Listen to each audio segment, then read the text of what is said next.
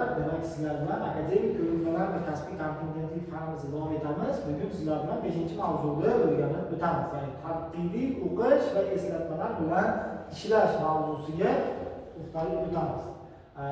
Dastlab tavsiya etilgan adabiyotlar ro'yxati berilgan. Ushbu adabiyotlar bilan tanishib va ularni albatta o'qib chiqishingiz mumkin bo'ladi. Axborot manbalari ham berilgan.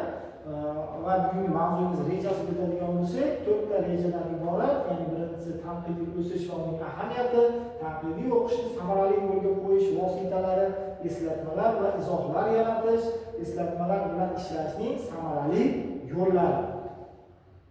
Demak, tanqidiy o'qish holati bo'yicha dastlabki tushunchalar berib o'tilganda, ya'ni tanqidiy o'qish deganda o'quvchilarning o'qish jarayonida fikrlashga o'rgatish, ya'ni axborotni baholash, ya'ni ma'lumotlarni mavjud tajriba va bilimlar bilan solishtirish, xulosalar chiqarish, faktlar asosida xulosa chiqarishga o'rgatish tushuniladi.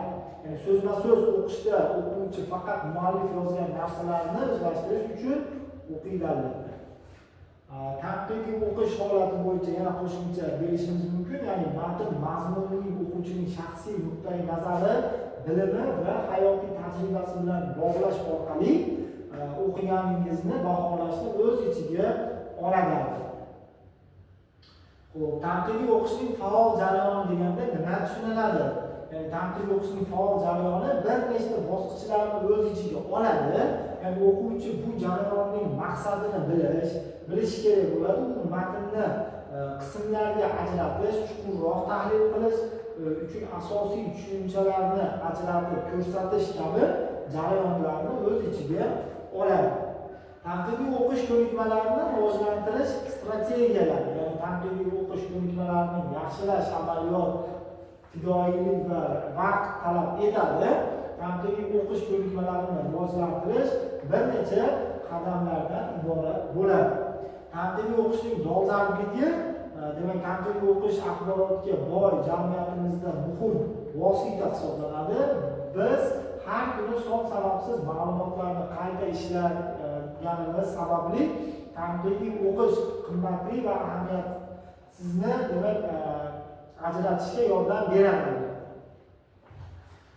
Tanqidiy o'qish nafaqat chuqur tushunishni rivojlantiradi, balki mustaqil fikrlash va asosli xulosalar chiqarish qobiliyatini ham rivojlantiradi.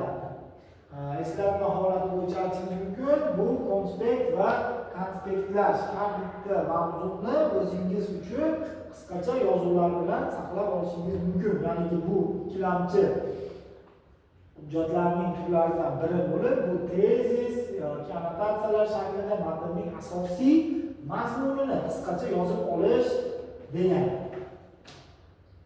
Endi konspektlashtirish, ya'ni o'sha har bitta o'tilayotgan fanlar, mavzular kesimida eslatma yozishimiz mumkin. Bu matnni yozish jarayoni bo'lib, bu jarayonda ahamiyatsiz ma'lumotlar shunchaki tashlab qo'yilmaydi. Ya'ni har bitta mavzu matnida aytaylik kerak emas bo'lgan qismi yo'q, chunki agar kerak emas bo'lgan bu mavzu matnga kirgizilmagan bo'lar edi. Faqat eng asosiy joylar holati bo'yicha tahlil qilib, jarayonlarda o'sha ajratib o'zingiz uchun yozib olishingiz mumkin bo'ladi. Endi kitob annotatsiyasiga ham o'tishimiz mumkin. Kitob annotatsiyasi bu har bir inson farovon hayot kechirishda, oilasi tinch, ishlari unumli, sog'ligi mustahkam bo'lishini istaydi deb aytilyapti. Ya'ni o'sha bu kitobda o'sha annotatsiyasi holati bo'yicha ko'rishimiz mumkin. Hajmi bo'yicha annotatsiyalar, ya'ni hajmi bo'yicha annotatsiyalar ikki holatda ko'rishimiz mumkin. Qisqacha va kengaytirilgan.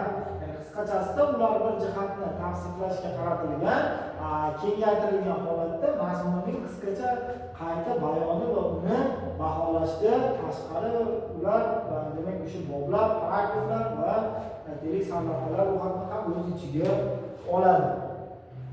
Albatta bu yerda endi uyga vazifa sifatida ham ozgina topshiriq berilgan, ya'ni bitta maqola yoki hikoyani tanqidiy o'qib kelish yoki ixtiyoriy bitta kitob bo'yicha annotatsiya tayyorlab kelish. Ya'ni bular bilan tanishib olsangiz ham o'zi albatta bitta yaxshi natija bo'ladi albatta. demak yuqorida bugungi mavzuyimiz bo'yicha beriladigan ma'lumotlar shulardan iborat edi.